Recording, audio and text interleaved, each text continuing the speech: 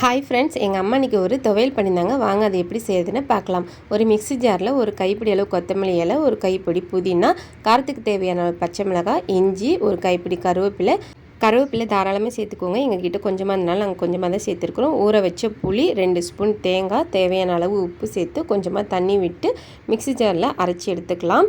அரைச்சதுக்கப்புறம் பார்த்தீங்கன்னாக்கா அம்மா வந்துட்டு என்கிட்ட கொடுத்து உப்பு சரியாக இருக்குதான்னு செக் பண்ணி பார்க்க சொன்னாங்க. நானும் பார்த்துட்டு கரெக்டாக இருக்குமான்னு சொல்லிவிட்டு ஒரு கடாயில் எண்ணெய் விட்டு கடுகு தாளித்ததுக்கப்புறம் அரைச்ச விழுதையும் சேர்த்து நல்லா கிண்டி எடுத்தோம் அப்படின்னாக்கா சூப்பரான மல்லி துவையல் ரெடிங்க. இது வந்துட்டு நீங்கள் சாப்பாட்டுக்கு கொஞ்சமாக நாக்கில் தொட்டு வச்சு சாப்பிட்டோம் அப்படின்னாவே சாப்பாடெல்லாம் சரசரன்னு உள்ளே போயிடும். எவ்வளோ சாப்பிட்டோன்னு நமக்கே தெரியாது. நைட்டு கோவிலுக்கு போயிருந்தோம். வெளியில் பார்த்தீங்கன்னாக்கா நெருப்பு கொஞ்சம் கொட்டி அதில் வந்துட்டு நடக்க வச்சு சாட்டையெல்லாம் அடிப்பாங்க. ஸோ இது வந்துட்டு ஒரு வினோதமான விளையாட்டாக தான் இருக்கும். பார்க்கறதுக்கே ரொம்ப ஜாலியாக இருக்கும். இன்றைக்கி சுவாமிக்கு வராகி அம்மன் அலங்காரம் பண்ணியிருந்தாங்க. ஸோ பார்க்கறதுக்கே ரொம்ப அழகாக இருந்துச்சு. அங்கேயே அன்னதானமும் சாப்பிட்டுட்டு ஃபேமிலியோடு கிளம்பி வந்துட்டோம்.